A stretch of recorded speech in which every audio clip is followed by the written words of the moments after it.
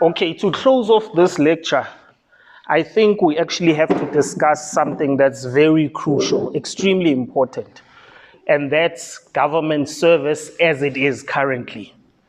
Guys, you need to understand that the government employs over 1.3 million people, and that's just province and national alone.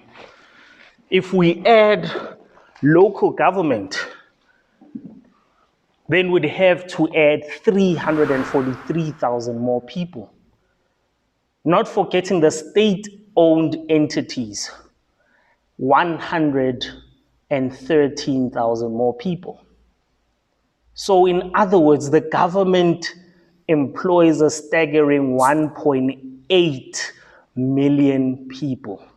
And in the last financial year, over 800 billion was spent for compensation and remuneration purposes. You know what that means?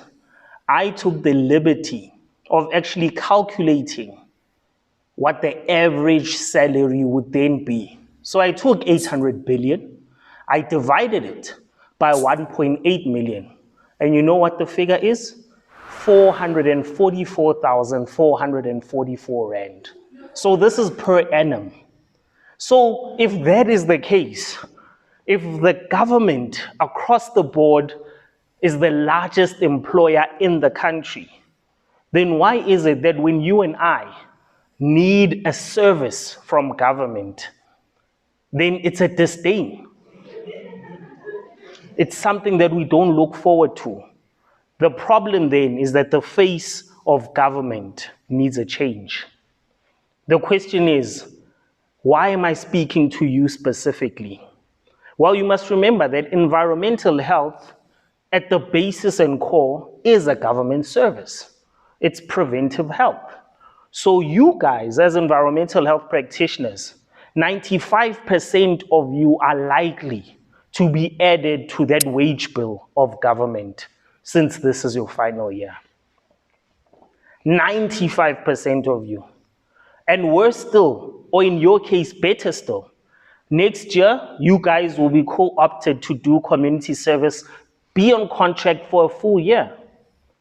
What does that then mean? That means that there's certain principles that you guys have to embody, that you guys have to imbue, that you guys have to take from what I'm saying, but also from the current statistics, from the current service standards that are out there, from the current reception from public that you guys get there. And you have to be responsible for changing the face of government. But how do you do that, you ask? Well, that's the thing. The problem is easy to identify. There's corruption. There's supply chain mismanagement. There's wasteful and irregular expenditure. There's a lack of understanding legislation to the benefit of the public. But to bring it home even better for you guys, you need to understand that there's no government institution out there when calling you for an interview to join that wage bill, but most importantly, to join the service bill. Remember, public servants. Service is derived from the word service, right? So you'll be there to serve the public. You'll be there to deal with the existing challenges that government actually has currently. And you need to understand that government in and of itself has challenges, many challenges. But you are the lot that are going to bring solutions to those challenges. The easiest way that I can describe the change and the solutions for you right now is to highlight the Batho Pele principles. The Batho Pele, it's a Sotho saying, meaning people first. So as a public servant, yours is not your pocket first. Yours is not lunch first. Yours is actually people first through service. People first through service. And every single employee that goes to government government interviews rather, can actually attest to having been asked in an interview, what are the Batho Pele principles and how can you embody them practically in your line of work? Let me make it easier for you. So all 63 of you will be competing for posts out there, either in government or even in the private sector. These are things that you can actually apply in the private sector, to be honest. So how do you apply them? Well, it's easy. The first principle is consultation. So the public, people that come to you to consult because they have issues or they need to inquire about a particular service delivery matter, or they actually want service to improve, so they have inputs. It means that they will come and consult with you to achieve those particular goals. But that applies largely to you. You need to consult and identify the problems, the needs, the demands that exist within the community, within the public service. What are those needs that you will need to actually satisfy? Consultation. You need to find out from the masses. That's why there's something called public participation. That's why there's the IEC with voter education. They want to involve the people, so they need to consult. Where can we improve? Where can we do better? How can we serve you better? Now, when we twist it and they come consult to you, then there's the second principle of courtesy. You know, a smile, a greeting, and a welcome goes a long way. You don't know what the next person is going through. So imagine when you greet them with that smile, when you show them that they are welcome, when you are polite, that goes a long way. And I've already recommended to you a number of books that you guys need to read. So in encompassing this specific principle, go read Dale Carnegie's book, How to Win Friends and Influence People. They'll tell you, remember people by name, smile, engage with people often, ask questions and make it about the next person. So courtesy, right? The third principle, access. Give them access to the service that they need. Give them access to public records. Give them access to what they actually pay for. Give them access to your office space. Remember, people pay tax. People pay rates. And ultimately, they would then be paying your salary as a public servant. So that means that you are subject to giving them access to the resources that they need for them to live a better life. One of the other ways of doing that is to apply principle number 4. You guys are still with me. Principle number 4, information. People need information. Hi, sir, where can I actually pay for this particular service? Hi, ma'am, with a smile, courtesy, remember? You actually take a left and a right, go downstairs, and that's the rates hall where you can pay the services. Hi, sir, I need to know such and such. Who can help me with this type of complaint? You welcome them, courtesy again. They are consulting to you. You've given them access, and now you're providing them with the necessary information. Hi, sir, I need to open a business. Hi, ma'am, can you assist me? I need a particular permit. I need a particular license that I understand that the municipality issues. I need to renew my license, my driver's license. You give them that information. These are the steps that you need to follow. You need to do an eye test. You need to pay this particular amount. Here's a temporary license that you can use. I can go on and on in terms of the examples. We do all this because we need to be open and transparent regarding our processes, right?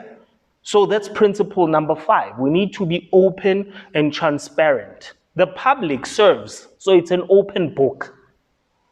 We mustn't have hidden agendas. Corruption is caused by hidden agendas, but public policy is clear. It's clear, guys. Public policy is clear. So if we follow that framework and are open and transparent in terms of the services that we need to provide to the people of South Africa, then that means that our country is on track, right? Our country is on track. And we do all this because, again, I repeat, they pay. So they need to receive value for money. So the information that you give them has to be thoughtful, has to be top tier, has to be accurate, and has to be helpful. If you are unable to help a person, then the next best thing to do is to refer them to somewhere or someone who can assist them. They need to receive that value for money. Principle number 7. What happens then when they do not receive that value for money? Then the principle is redress. Redressing means addressing all the challenges, addressing all the loopholes, addressing all the channels that don't work, and coming up with systems that are better off. This is a good way of ensuring principle number 8, customer impact, where the customers can give you feedback. Here's a suggestion box, here's a complaint box, here's a compliment box, right? Here's a compliment box where the public can actually highlight where you've done well. That is customer impact, customer satisfaction. What about the principle then of leadership and strategic direction? From the top, leadership within our public organizations in their various domains, in their various institutions, in their various spheres and levels and sectors of government. Those leaders have to give a direction that speaks to the goals as guided by frameworks, legislation, and policy for the benefit of who? The public. For the benefit of the public. Then the role that you then have over and above everything else is to be innovative, customer-centered, and to provide excellence. That's another principle. So you do all that because you are rewarded. Remember, payment of your salary, people paying taxes, that's your reward. You come to work, you wake up, you are punctual, you are timely, you are presentable, and you're ready to serve. You're ready to offer assistance. You're ready to offer help. But over and above that, you go over and above what is required of you, what is requested of you from your manager. If it means that an elderly lady is seeking help and attention, and you need to walk them to where they can get help because they happen to knock at your door, open door policy, consultation, access, information, then it means that it must be done. It must be done. So for me, I feel that the easiest way for government to fix its issues is in an ideal world, that is, because I'm also practical, I'm pragmatic. But in an ideal world, we have some of the best policies, we have some of the best frameworks, we have some of the best guiding documents in this country. So if they were applied by the letter, then there'd be very few complaints, there'd be very little corruption, there'd be very few things that would require our attention because things would be done. SOPs would be in place, standard operating procedures would be in place, and we would be striving to achieve what is required of us. So as government servants, as public servants, as government employees, it is key that when we wake up each and every morning, we are excited to take on the day. Not this mentality of being in a hurry to when is Friday coming. No. We need to be excited to take on the day. We need to be excited to serve. You know, I've worked now for government, local government, for close to 15 years now. And in the time in which I have worked in local government, I've always striven to be the best version of myself that I can be. Arriving early at work, putting my heart and soul into the work that I do. That's why I get opportunities to engage with people out there, because I'm impact driven. When you are impact driven, it means you embody these principles of putting people first. Batho Pele. You embody these principles of putting people first. So yours is to actually do the same, guys. When you enter the workplace, of course it's exciting when you get your first salary, but never forget why you are there. Never forget, because the very same principles, as I said, can be applied in business. They can be applied in business. What's different? You deal with customers, you are there to serve, you are there to create value and provide value. You are there to meet the customer's needs and demands. You are there to work efficiently, competently, strategically. You are there to lead the organization into profit margins for the organization. You're not just working for your bonus, but the more the organization grows, the more you have an impact on the overall population. The more you have an impact on the overall community. So just a word for thought. I thought I'd actually be quick, guys. I apologize for that. But I do hope that you'll embody the principles of Batho Pele. Have a great one. I appreciate you guys. Cheers.